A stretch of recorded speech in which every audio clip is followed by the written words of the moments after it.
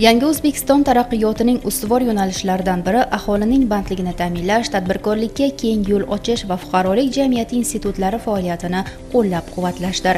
Mamlakatimizda amalga oshirilayotgan islohotlar jarayonida nafaqat yirik sanoat tarmoqlari, balki kichik biznes va oilaviy tadbirkorlikni rivojlantirish ham davlat siyosati darajasiga ko'tarilgan. Shu ma'noda Oliy Majlis huzuridagi fuqarolik jamiyati institutlarini qo'llab-quvvatlash jamoat fondi faoliyati alohida ahamiyatga ega. Mazkur fond orqali turli jamoat tashkilotlari, uyushmalar va fuqarolik jamiyatining boshqa tuzilmalari g'oya va tashabbuslarni amalga oshirish uchun shart-sharoit yaratib kelinmoqda. Navoiy viloyatida ham bu yo'nalishda qator ezgu ishlar amalga oshirilyapti. Xususan, viloyatdagi asalarichilar assotsiatsiyasi tomonidan ilgari surilgan Yangi O'zbekistonda yangi tadbirkorlik nomli loyiha yuqorida tilga olingan fond ko'magida hayotga tatbiq etilmoqda. Ushbu tashabbus mahalliy aholi uchun yangi imkoniyatlar eshigini ochib, olis hududlarda yashovchi fuqarolarning turmush darajasini ko'tarishda muhim omil bo'lyapti. Mana Nurota tumani Qizilcha qishlog'iga Navoiy shahridan 141 kilometr masofadagi yo'lga kelib, mana shu yerga Tinchlik mahallasiga kam ta'minlangan oilalardan mana G'ofurjonni oilasiga Oliy Majlisda jamoat fondi nomidan grant ajratildi. Mana shu grantga duradgorlik asboblari, uskunalari belgilangan.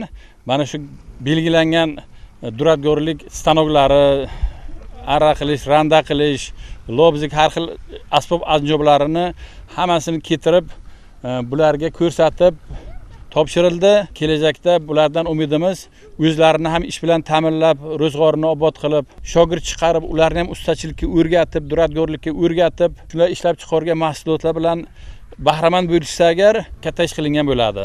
Bu yerda loyihamiz asosan ikkita tumanga berilgan. Bittasi Navbahor tumaniga 6 ta migrantlarni asalarichilikka o'rgatib, ularga asalarichilik jihozlari hamda asalari oilalari bilan ta'minlab, ularni o'rgatib borish. Ikkinchisi mana Nurota tuman Qizilcha qishlog'idagi Tinchlik mahallasiga mana shu G'ofurjonni xonadoniga Yangi O'zbekistonda tadbirkorlik nomli loyihamiz bo'yicha grant yutuqlari hisobidan jihozlar kelib o'rnatildi. Ana shu ezgu tashabbuslar doirasida Nurota tumani Tinchlik mahallasida istiqomat qiluvchi G'ofur Turg'unovga zamonaviy yog'ochga ishlov berish uskunalari olib berildi. Bu nafaqat bir oilaning mehnat faoliyatiga, balki butun mahalla aholisining ijtimoiy hayotiga ijobiy ta'sir ko'rsatmoqda. Olis hududlarda tadbirkorlikni yo'lga qo'yish aholining bandligini ta'minlash bilan birga ularning iqtisodiy imkoniyatlarini kengaytiradi. Shu bilan birga loyiha doirasida Navoiy viloyati asalarichilar assotsiatsiyasi bilan hamkorlikda asalarichilik jihozlari ishlab chiqarishni yo'lga qo'yish rejalashtirilgan. Mana bu loyihalarimizni bajarishimizdan asosiy mohiyati xalqimizni asalarichilikka ham o'rgatib borish. Asalarichilik orqali bularni umumiy daromadini oshirish, o'zini oilasini barqarorligini ta'minlash. Asalari bor xonadonga kasallik bo'lmaydi. Bu asalarni oila tabibi deb aytishadi. O'sha asalari bilan shug'ullansa agar ham sog'ligi tiklanadi, ham oilasiga asal va asalari qo'shimcha mahsulotlarini yetishtirib o'zini oilasini bahramand qiladi. Ham ortiqchasini sotib, qo'shimcha daromad qilib, ham asal oilasini bundan da ko'paytirib, qo'shimcha daromadini oshirib borish imkoniyatlari bo'ladi. Mana bu hozir Qizilcha qishlog'idagi Tinchlik mahallasidagi G'ofurjonni xonadonidagi stanoklar bilan hozir bularga ham qo'shimcha buyurtmalar qilindi. Bu buyurtmalar asosan asalarichilik qutilari ishlab chiqarish hamda asalarining ichiga qo'yadigan asalari romlarini ishlab chiqarishda hozir ilk buyurtma qilindi duradgor ustamizga. Kelasida boshqa asalarichilar bilan ham bularni aloqaga kiritib, asalarichilikka kerak bo'ladigan jihozlarni ishlab chiqarishda buyurtma qilsak ham bularga ish bo'ladi, ham asalarichilarga foyda bo'ladi. Mana jamoat fondlari yordamiga qilinayotgan grantlar asosida asalarichilik assotsiatsiyamiz ham shunaqangi xalqimizga ish bilan ta'minlash, asalarichilikni o'rgatish yo'nalishida ancha ishlar olib borilyapti. Buning orqasida ham davlatni boyitish, ish bilan ta'minlash, xalq salomatligini tiklash. Buni zamirida yana asalari ko'paysa agar tabiatni muvozanatini saqlash holatlari ham ajoyib bo'ladi.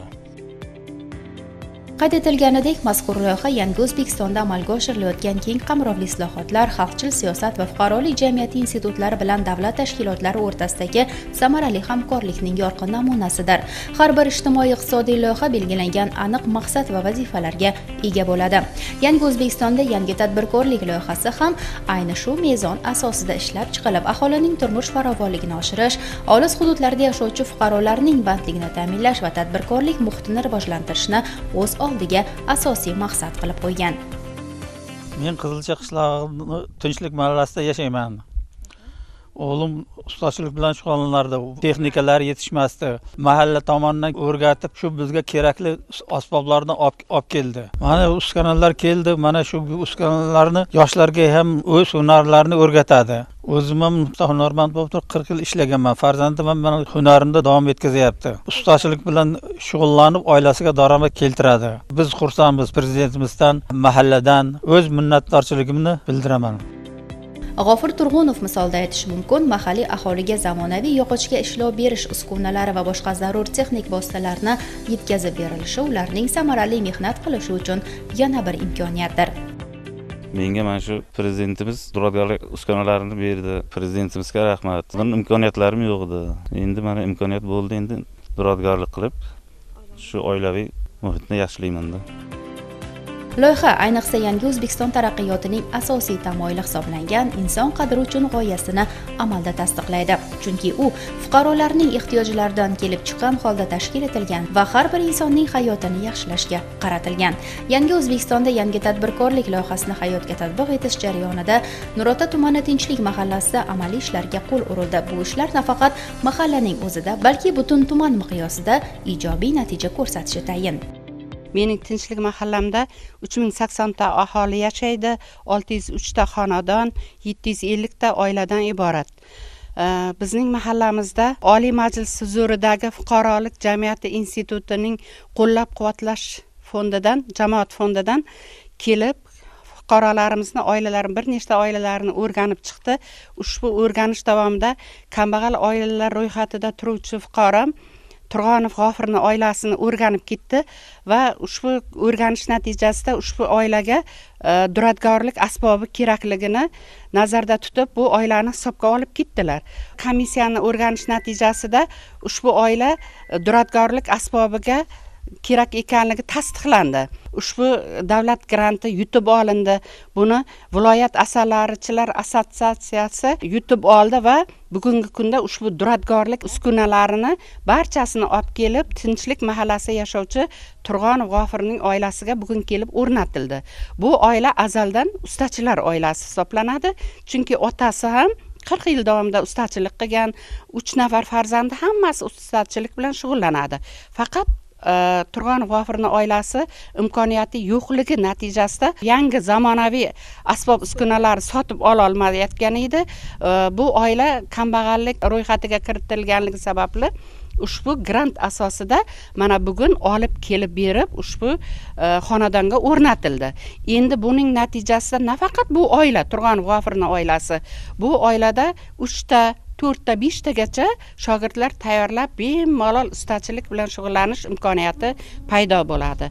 Bu oilaga moddiy daromad olib keladi. Bitta mahallada mana shunday kichkinagina ustaxonaning paydo bo'lishi atrofdagi ishsizliklarga ham barham beriladi. Prezidentimizning sa'y harakatlari olib borilayotgan ishlarni chekka olis hududlargacha kirib kelayotganligi uchun Tinchlik mahalla raisi sifatida qishlog'imiz aholisi nomidan samimiy minnatdorchiligimizni bildiramiz. Har qanday ijtimoiy-iqtisodiy tashabbusning samaradorligi avvalo uning odamlar hayotida qay darajada o'zgarish yasashida ko'rinadi.